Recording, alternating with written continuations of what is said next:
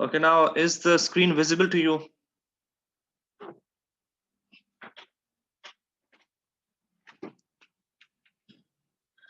Hello? Yes, sir. Yes, sir. Yes, sir. Pretty much. Pretty much.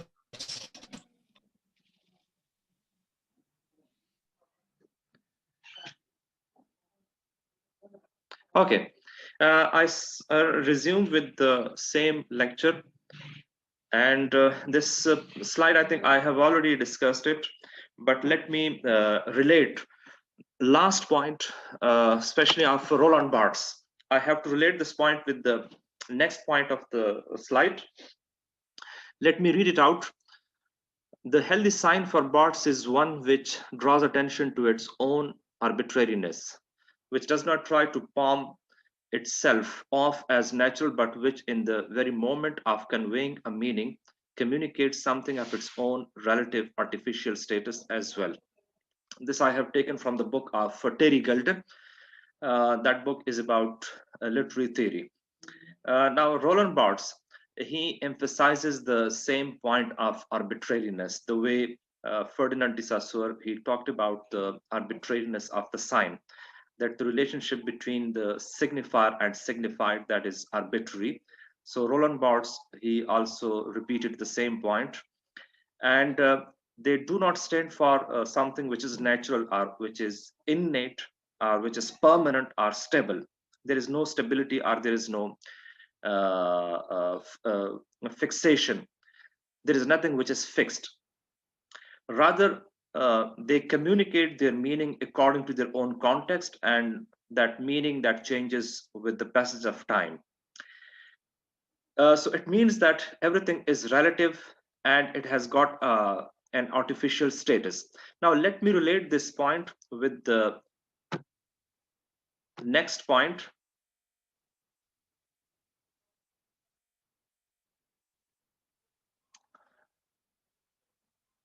Okay, it was not, yes.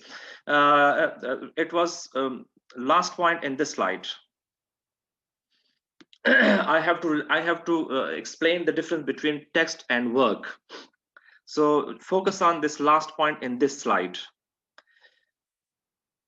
All literary texts are woven out of other literary texts, not in the conventional sense that they bear the traces of influence, but in the more radical sense that every word, phrase, or segment is a reworking of other writings which precede or surround the individual work. There is no such thing as literary originality, no such thing as the first literary work. All literature is intertextual. I want to relate it with the point, yes, the movement from structuralism to post-structuralism is in part, as Barthes himself has phrased it, a movement from work to text. Now, this was the point that I wanted to relate. Now, what does Roland Barthes mean by this?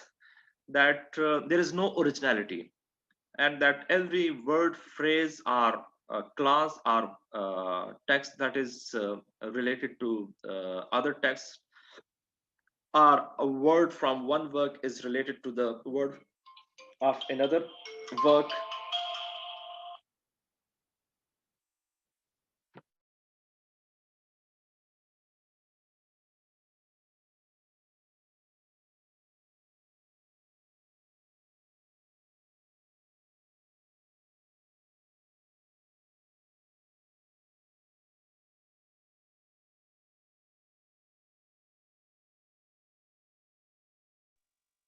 Okay, so Roland Barthes, he's of the view that there is nothing original, and this is not only true about writing.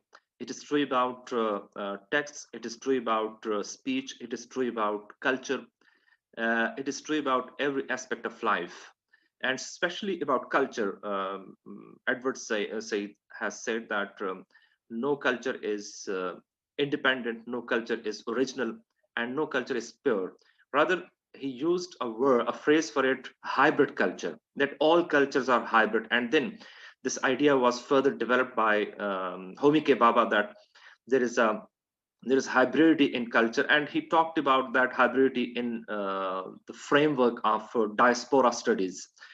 That was an extended idea which was actually taken from Edward Said. But anyhow, uh, At this stage, we can fairly understand that nothing is original and that nothing is independent.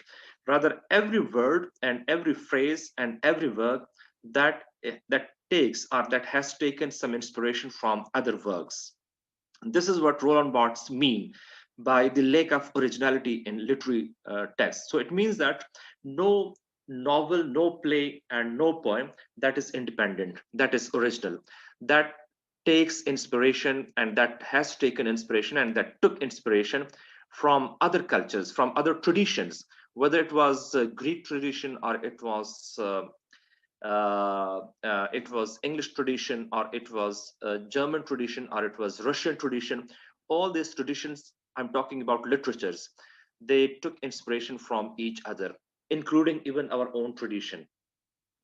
Now, let me relate it with the next point. The movement from structuralism to post-structuralism is in part, as Barthes himself has phrased it, a movement from work to text. Now, what is the difference between work and text? That is the point that I want to explain. Work, according to Barthes, that is something that can be handled, and it is something which is concrete. It has got physical existence. The way we have a book, it is an object, and it is something which is definite. It is definite. It is not indefinite. It has got limitations, and it is complete, and it is also a fragment or a substance occupying a part of the space of books.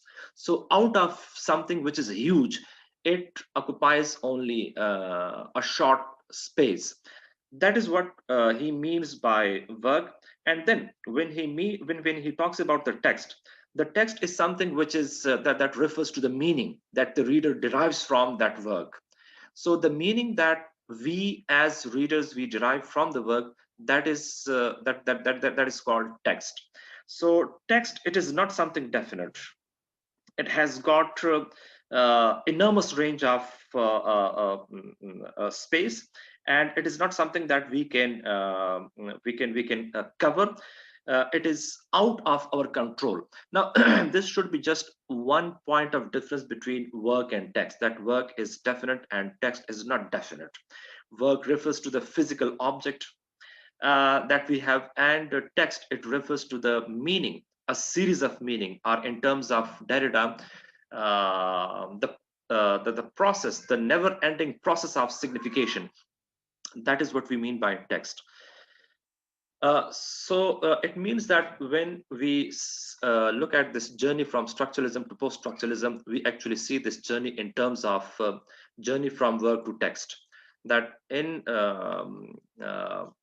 previously there was work and that was handled, and that was tackled, and that was controlled, and it was actually done especially by the author.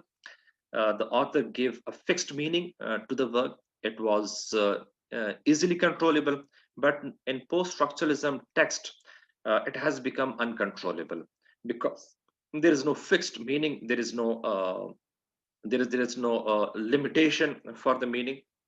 The meaning, it has become uncontrollable, and that is because of the study of language. It is a shift from seeing the poem or novel as a closed entity. This is true about structuralism. When we say that a shift from seeing the poem or novel as a closed entity, in structuralism, it was a closed entity. And even before structuralism, it was a closed entity, equipped with definite meanings, which it is the critic's task to decipher. It was the critic's responsibility to know about and to derive meanings of those texts, seeing seeing it as irreducibly plural. Now, this shift, it has been seen from this category to an endless play of signifiers, which can never be finally nailed down to a single center, essence, or meaning. So the first clause of this sentence, it refers to structuralism, which was which was having a center, And this shift now is seen towards an endless play of signifiers. The point I have already explained, that this is just a process of signification, or you just recall that example of the carpet, one end of which you have got in your hands, but the other end you don't see. You just keep on rolling it and it just continues. So that is what we mean by an endless play of signifiers. Or in simple words, you want to know about the meaning of one word, for example, for example, man. It is not independent. You have to compare man with so many other signifiers, and you will just continue this comparison, and you will never get to the other end of this process of signification, or this play of signifiers. So now the point should be clear, that we are moving, and we have moved from structuralism to post-structuralism.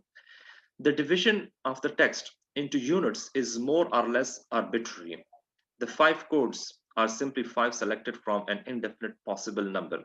The question is that when we say that the meanings are not fixed, and even the structures are not fixed, so then why do we have only 5 codes uh, for which we use Bartesian codes, according to Roland Barthes, when he said that there are only 5 codes on the basis of which any narrative can be analyzed.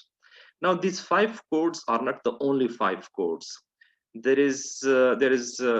are many codes, an indefinite number of the codes, but out of that huge number of codes, Barthes has selected only 5 codes.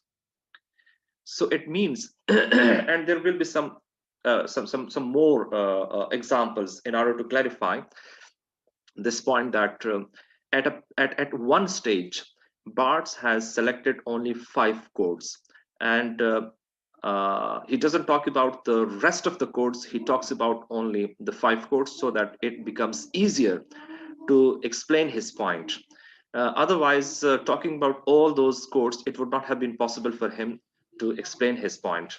So these are just 5 codes which he has taken from that indefinite number of the codes. The text, Barthes argues, is less a structure. According to him, text is not a structure, then an open-ended process of structuration. According to him, it is an open-ended process of structuration. Rather, you will generate structures, and this process of generating the structure, it will continue. And it is criticism which does the structurating. So it is actually the task of the critic. When we criticize or when we analyze a text, only at that stage we come across structures. It means that structures are not something which are already present.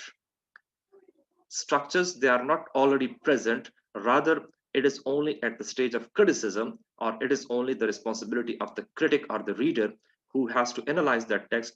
He or she comes across those structures. Writing, or reading as writing, is the last uncolonized enclave in which the intellectual can play, severing the sumptuousness of the signifier in heady disregard of powerful forces naturalized with the help of ideology. Writing, I think, already explained comparison of writing. There are 3 stages.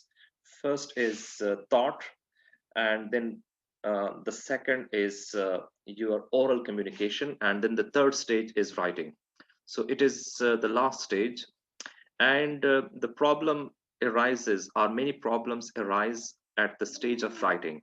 When we communicate orally, so we can clarify so many things, and we can easily judge confusion of the person who is addressed from his or her facial expression, that the other person whom we address, he or she is not getting my point. But in writing, it depends only on your writing. It depends only on the signifiers, whether your signifiers, they can communicate your message easily or not, and you don't know whether the addressee is getting your point or not. So that's why we say that written language is very slippery, and written language creates confusion. So it is the last uncolonized enclave. It is that territory in which an intellectual can play. Uh, any intellectual can play because there was a phrase, endless play of signifiers. So using those signifiers, that is actually a never-ending process of signifiers. The writers, they play with those signifiers, uh, and if we call it a play of signifiers, then how does it create the status of reality? Now, that status of reality, or that naturalization, that is actually done with the help of a particular ideology.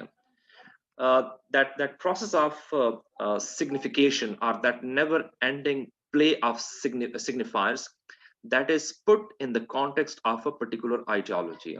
And every sphere of life has its own ideology, whether it is religion, or it is political system, or it is social system, or it is economic system. Every sphere of life has its own ideology.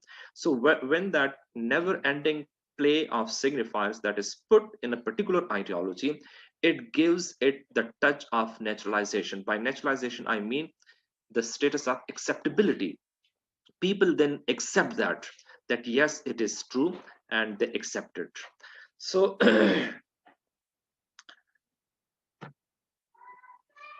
now I come to the political aspect of this post-structuralism. Why was it necessary to focus on the language? And when the political situation was so much mm, it was so much dictatorial, and the people, they were not feeling happy. They were just fed up with the uh, with the victimization of the political elements and the political forces. So why did the intellectuals, they focus on language, and why didn't they attack the political forces, or the political people, or the political leaders, or even the institutions? For example, there was a time when the Christians, they were too much fed up with the hold of Christianity, especially the church practitioners, and because of which uh, the French Revolution in 1798, I think, it was seen. So that was mainly against the oppression of the church practitioners. The people, they were fed up with the victimization. So that was a movement against the institution. But in this case, this movement is not, it is against the institution, but not directly. The intellectuals, or the theorists, or the critics, they used the language in order to destabilize the status of those strongly built institutions.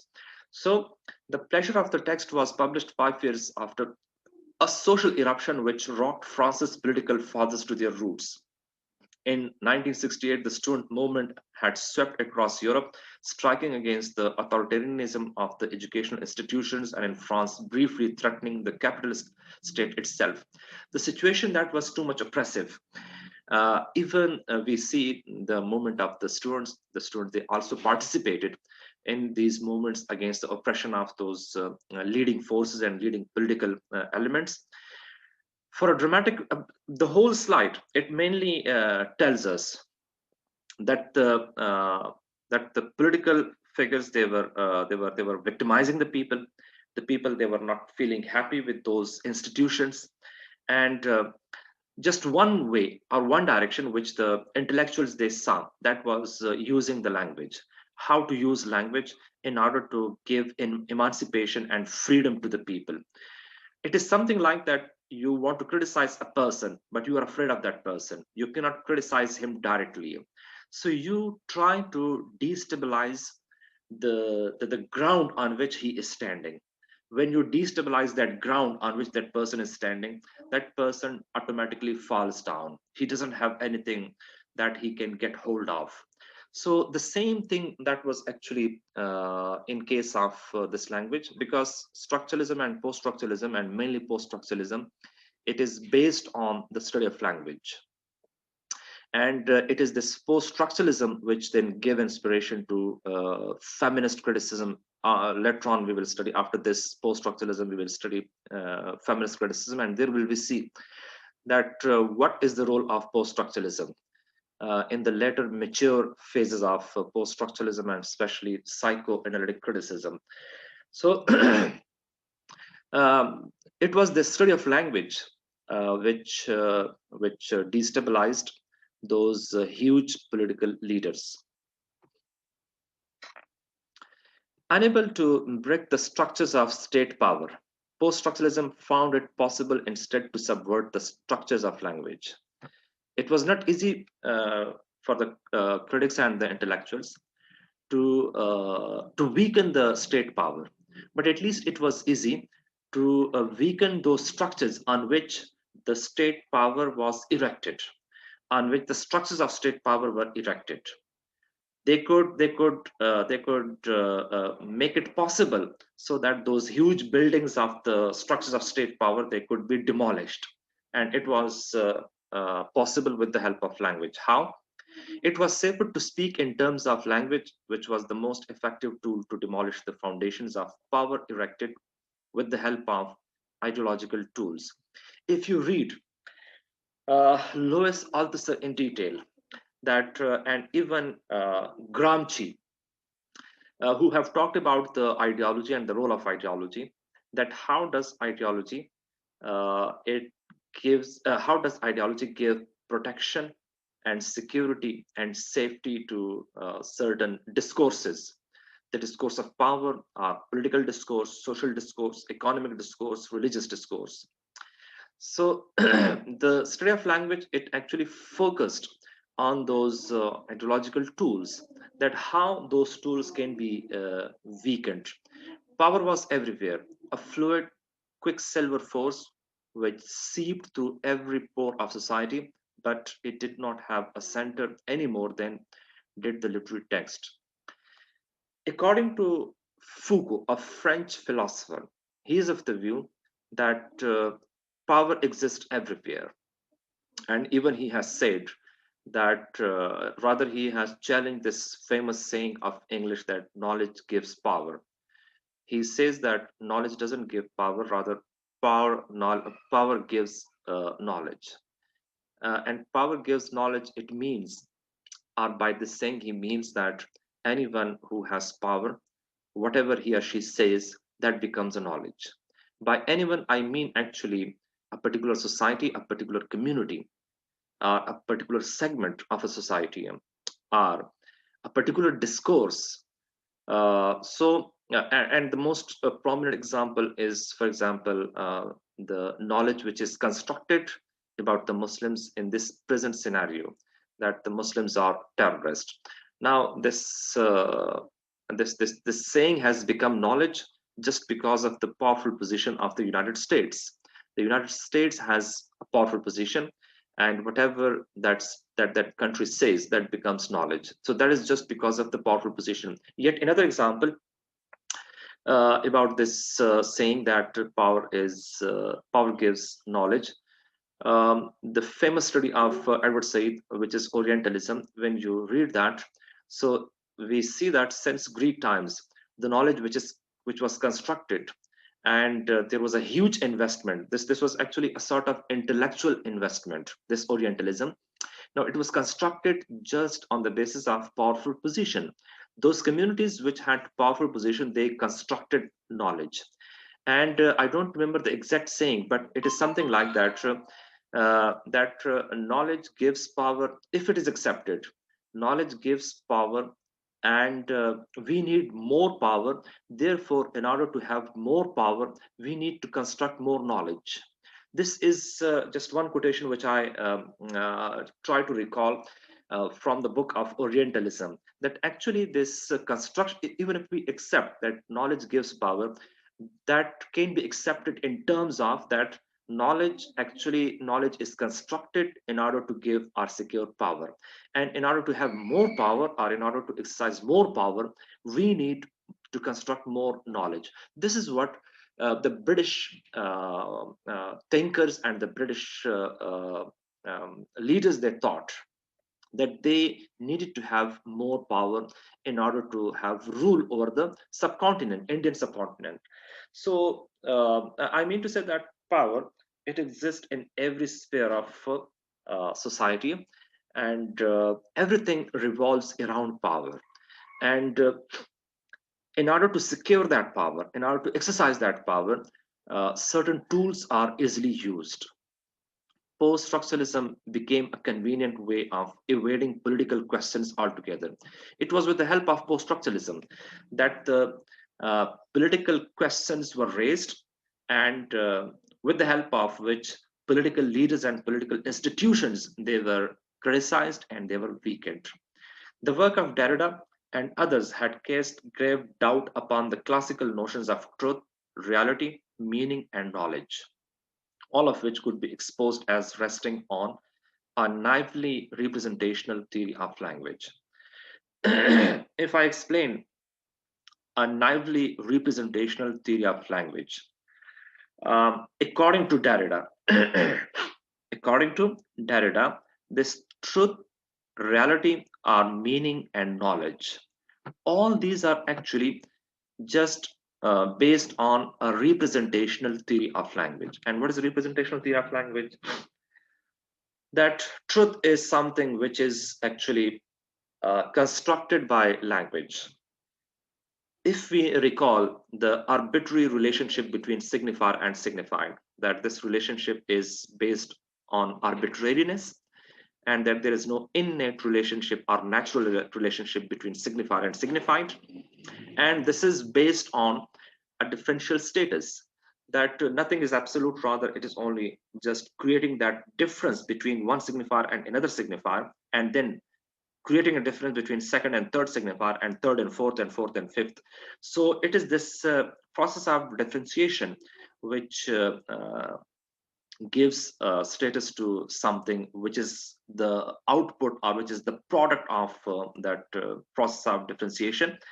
But that truth is constructed, that reality is constructed, that meaning is a construction of language, that knowledge is also a construction of language. So even if I recall the same example of Orientalism, that knowledge, that intellectual investment, that is just an example of the construction of language. Yes, if there is one chapter in the book of Orientalism which is based on the scientific status of the knowledge. When you give a scientific touch to knowledge, so it becomes too much authentic. Nobody can raise any question.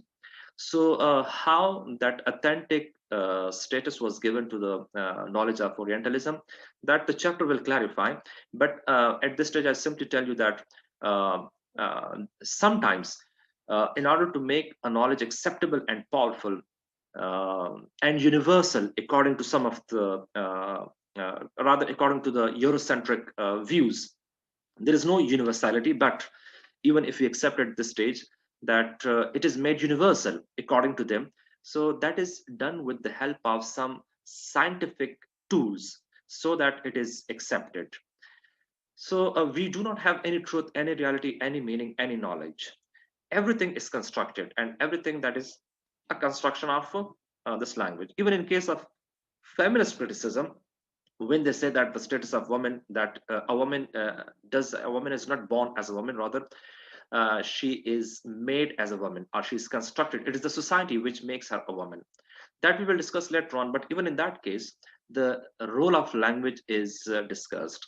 That what is the role of language in the construction of a stereotypical image of a woman in the texts, or what is the representational theory of a woman in various texts. So according to this notion of Derrida, it is only language. Language gives construction to truth, reality, meaning, and knowledge. So it means that whatever, for example, the church practitioners they said, that was just social construction, or whatever the French political leaders they said, that was just construction on the basis of language. It had nothing to do with reality or with truth. Derrida is clearly out to do more than develop new techniques of reading. This deconstruction, it is just a technique of reading. It is just an applied form of criticism. Deconstruction is for him an ultimately political practice.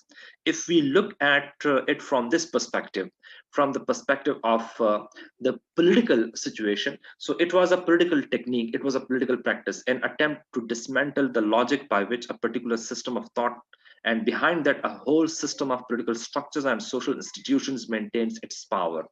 It was with the help of this language on the basis of which the whole institution of politics and that society and the forces, they just secured their position. So if we deconstruct simply means when you disturb, the seemingly unity in a text or in a society or in a system.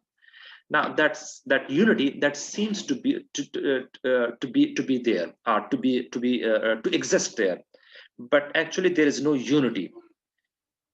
And how can we say that this unity doesn't exist there? This unity existed only in case of structuralism, when we saw that there was a center, and around that center there were peripheries, there were the remote areas. The center was more powerful and the center was more significant. The peripheries were in a marginalized status. They were not that much important. So, and that was also a political game, that the one or the system which was in the center, that was important, and the others which were in the peripheries, they were least important. And the more they just move away from the center, the more they were becoming least important. So that was just a game. Now that center and or the centralization, that was only in the case of structuralism. But in post-structuralism, the binary opposition, they were challenged, that there is no such thing as day and night, and that day when compared with night and night when compared with day. This is not the only way of looking at the various aspects of life.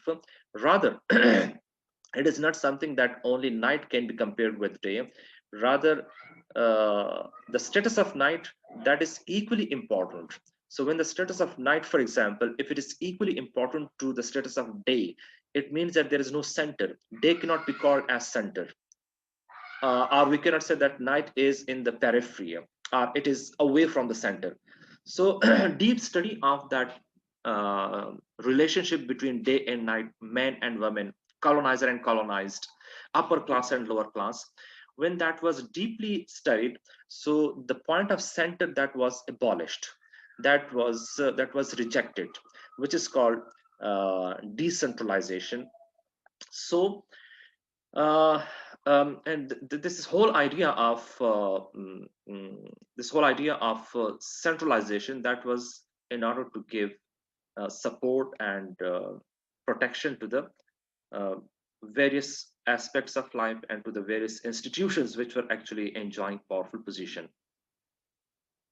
Now, what are the implications of this post-structuralism? While for the structuralists, the structures they described were objectively present in the text they dealt with. If you recall, for example, the Grimus model, so it seems as if those 6 elements, they already exist in a narrative, or those 5 codes, they already exist in that narrative. Are the 31 functions, if not all the 31 functions, at least some of the functions, 5, 6, or 7 functions, which we can relate to each other, they already exist in that narrative, to be discovered by anyone who seriously examined them. So if we believe that those structures, they already exist in a narrative, and when we read that narrative, so we find those structures. For Derrida, it is not something like this. Such a structure is an arrangement produced by a reader who has temporarily stopped the infinite flow of meanings that a text generates. According to Derrida, a narrative has got an infinite flow of meanings. When I said in my previous lecture that there is no closure of the text, it means that there is no ending point of a text. We cannot, as a reader, we cannot say that this is the final stage of our text. It means that the text it just moves on, it moves on. And again, you just recall the example of the carpet. One hand you have got, one end you have got in your hand, and the other end that is just never ending, that just keeps on rolling. So the other end, it is actually the reading stage. When you read, you never come about the last stage of your reading. By reading, I mean the flow of the meanings. That flow of the meanings, that is infinite. And those structures, they do not exist. They do not already exist in the text. Rather, only the readers, they feel that yes, I can interpret this signifier by comparing it with these structures. So it is just a construction of the reader. For Derrida, a text is not a structure, but a chain of signs that generate meaning. Um, Structuralism says that a text is a structure, and it is the structure which gives meaning to that text. I have already explained it by giving some examples, that without structure we cannot explain a text. Without structure we cannot get a meaning. So it is only the structures which can give a meaning. That was the belief of structuralism. But according to Derrida, these structures, they are just a chain of signs. Like you compare tree with the branch, you compare branch with the leaves, you compare leaves, or you compare branch with the stem, you compare stem with the roots, you compare roots with the other things. So this is just a chain of signs. You connect one sign with another sign, and that another second sign you compare with the third with the fourth with the fifth, and you just go on. So this is just a chain of signs, this text. Secondly, because of its deconstruction of language, post-structuralism is far more wide-ranging than structuralism. Structuralism was too much limited, and that was limited only to binary oppositions, that there are two values, one is positive and the other one is negative. That positive value was actually the centralized value, that was the central value, and the negative was the value which was actually in the periphery. So that was a limited understanding of the text. But post-structuralism, it talks about many things. It talks about, for example, the lack of centralization, decentralization. It talks about the infinite flow of the meanings. It talks about the play of the signifiers. It talks about the ideology, and it talks about the reality. It talks about the knowledge which is constructed. And then beyond this, it talks about the status of women, it talks about the status of the political system, it talks about the status of so many other institutions which have secured their powerful position in a society. So it has a wider range of implications. Western philosophy, for instance, is based on the idea that we possess a faculty called reason, that with the help of its obedient servant language can get to know the world. According to that philosophy, language is the follower, and language is something that we have control over. That language, we use language, and that language is just like our servant, the way we saw in structuralism. Since the basic claim of post-structuralism is that language is not obedient at all, but fundamentally uncontrollable. Language is something which is really uncontrollable. Uncontrollable in the sense that, again, recall the example of the carpet. You cannot control that. You can just open it, but once you open it, then it just moves on. And once you relate one signifier with the other signifier, you just move on and you just go on comparing those signifiers. So that is just an endless play of the signifiers. And when we call it an endless play of signifier, it means it is uncontrollable. We cannot control it. It is slippery. It is slippery means it actually deceives us, especially in the written language. When we communicate one, or we try to communicate one idea, the addressee gets another idea. That is also the point of the lack of stability, that it is not stable. And the lack of stability also means that with the passage of time, the status of language it changes. Language itself changes. That combination, that relationship between signifier and signified, that changes. It is not permanent. Yes, if it is permanent, only for a certain time. For a certain time, it remains permanent, but after that, the change it occurs, and that change is not so sudden that the people they can feel it, or they feel it very strange that the status of language has changed. If we want to express ourselves, we must always use a linguistic structure that was already in place before we arrived on the scene, and we invariably express ourselves within the context of cultural structures that were also already in place. It simply means we express ourselves in the linguistic world.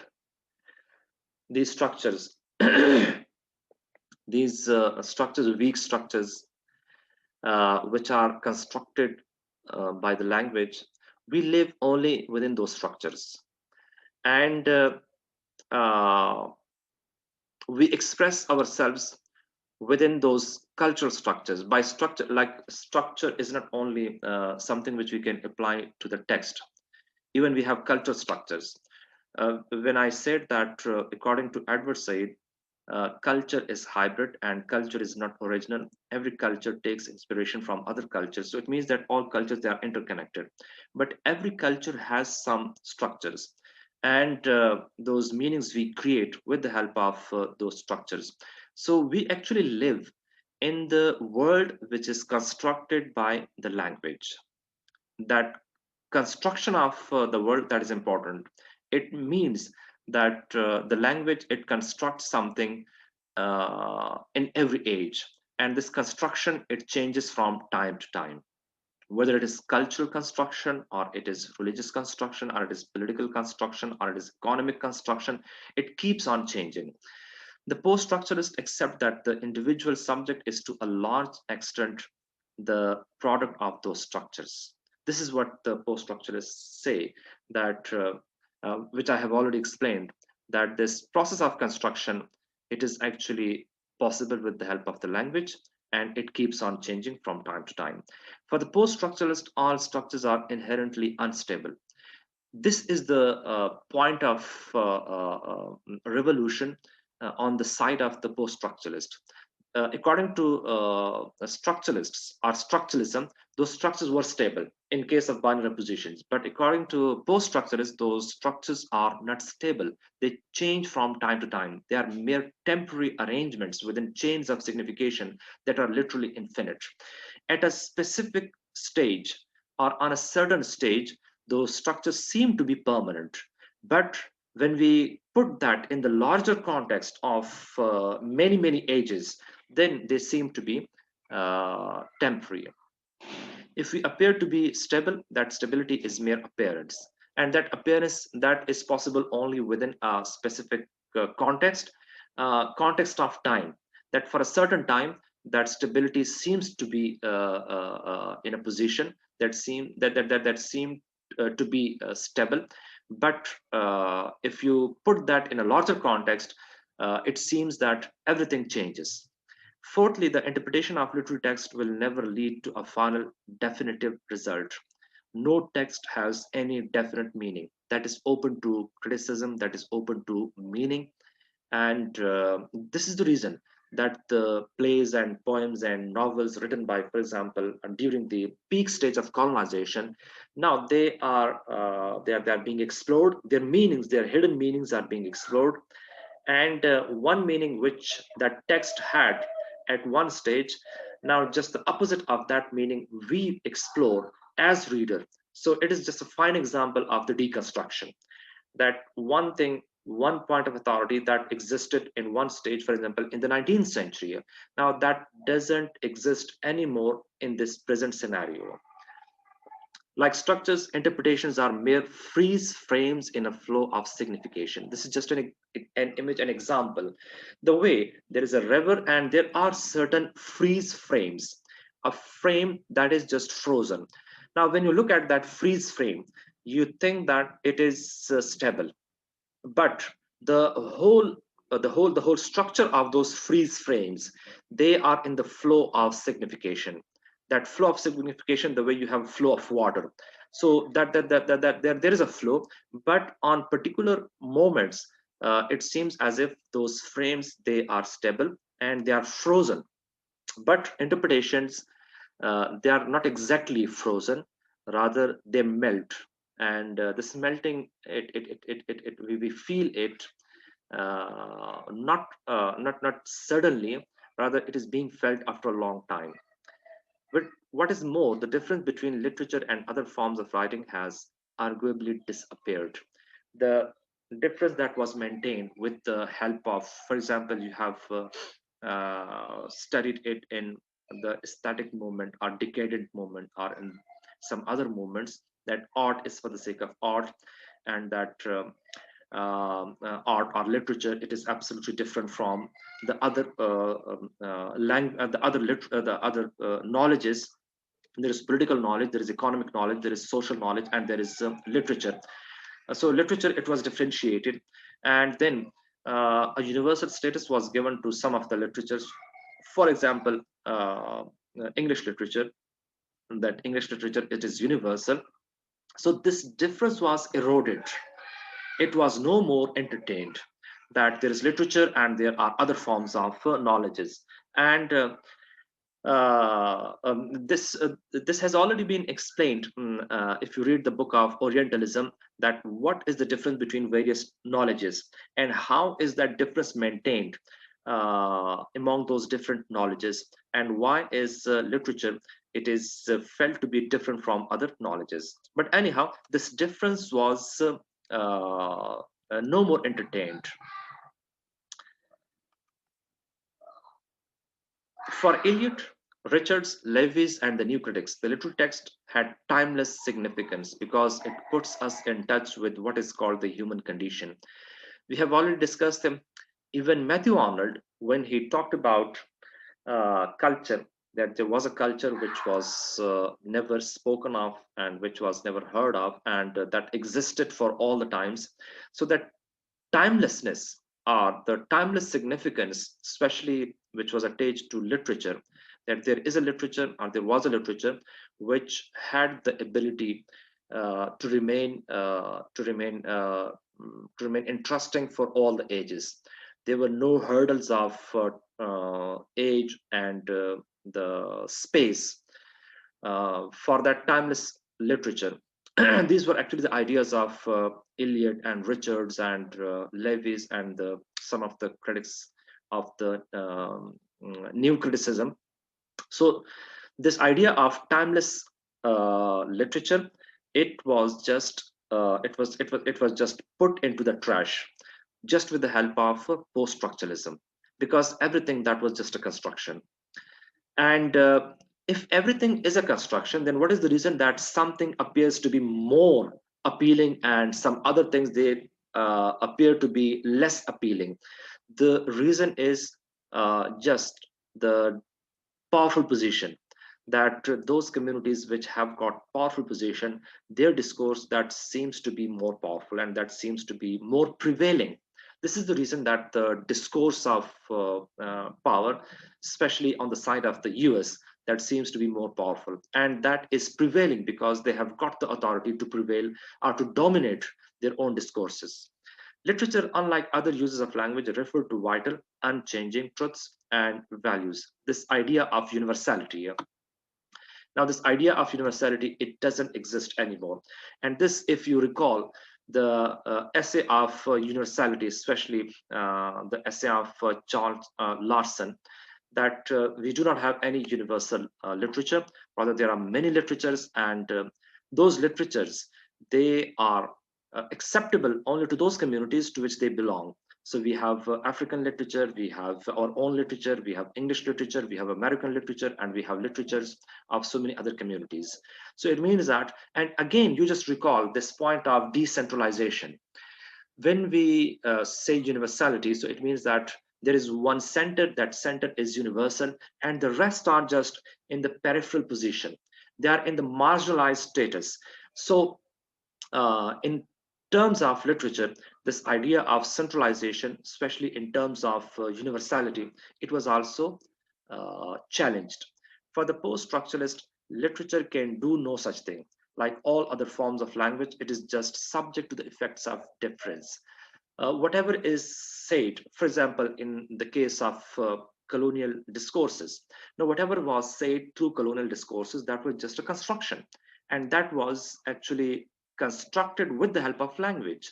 So it means that there was no such thing which was said through colonial discourses, that there were certain people who belonged to the superior status, the white men, and they were given that status from God, and there were certain people like black who were destined to be ruled. So there was no such thing. That white and black, that was only a construction of the language. There was no stable status of the black and the white. Rather, it was only based on the powerful position of the white people, because they had the authority and they had powerful position, they had wealth, they had so many other resources. So when they ruled over the black people, they needed to continue that powerful position, and for the powerful position, they needed to construct such discourses. Since literary text, realistic or otherwise, generate an infinite flow of meaning, interpretation is a matter of the reader. Now, it is no more a matter of the writer. That's why Roland Barthes, he said it in The Death of the Author, that author, it doesn't mean that the author dies or passes away. Rather, the role of the author, that is replaced with the role of the reader. Now, after post-structuralism, it is just the reader who has the authority to give meaning and to explore meaning, which are actually hidden meanings or the dark meanings. So this shift from the role of the author to the role of the reader, that we see from the journey of structuralism to post-structuralism. This is the last point. Now, if you have any question, you can ask. Yes, let me just read out these two sentences. For the structuralist, solid and stable meaning lies waiting to be discovered either in or behind the structures they study. This is what we see in structuralism, that the meaning exists and we need to explore that meaning in the form of various structures. But for the post-structuralist, text and reader interact to produce fleeting and always different moments of meaning. In post-structuralism, there is a relationship between text and the reader. And on the basis of that relationship, fleeting meaning that is created. That meaning is stable only for a short time. By short time, I do not mean literally. The short time might be in terms of many, many years. But that is just a temporary that remains stable only for a temporary period of time. That doesn't remain the same forever. Now, if you want to ask any question.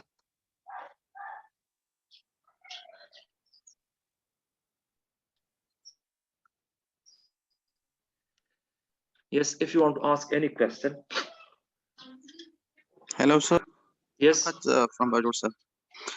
Sir, actually, I joined your class in the mid due to net problem. So, would you please share those slides with us, sir? Which slides?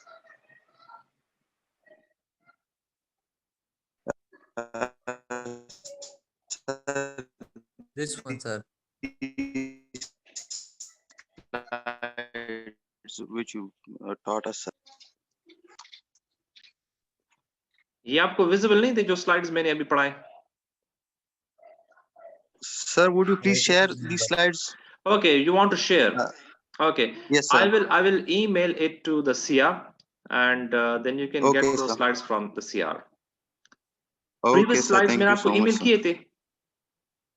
नहीं, sir. अच्छा. Okay, I will email all those slides. अच्छा, इसके बाद जो है we will start feminist criticism. Okay. Feminist, it took more time, but in feminist criticism, I think I will wind up that theory just in one lecture. बाकी इसके बाद जितने भी lectures हैं, हम एक ही lecture में जो है I will wind up those theories. For example, feminist criticism, फिर उसके बाद psychoanalytic criticism, फिर उसके बाद जो है post colonial theory. वो आपके लिए easy होगी because we have already studied that in the previous class. Yes, so, sir. Actually, this was a sort of foundation for the rest of the theories, structuralism and post-structuralism.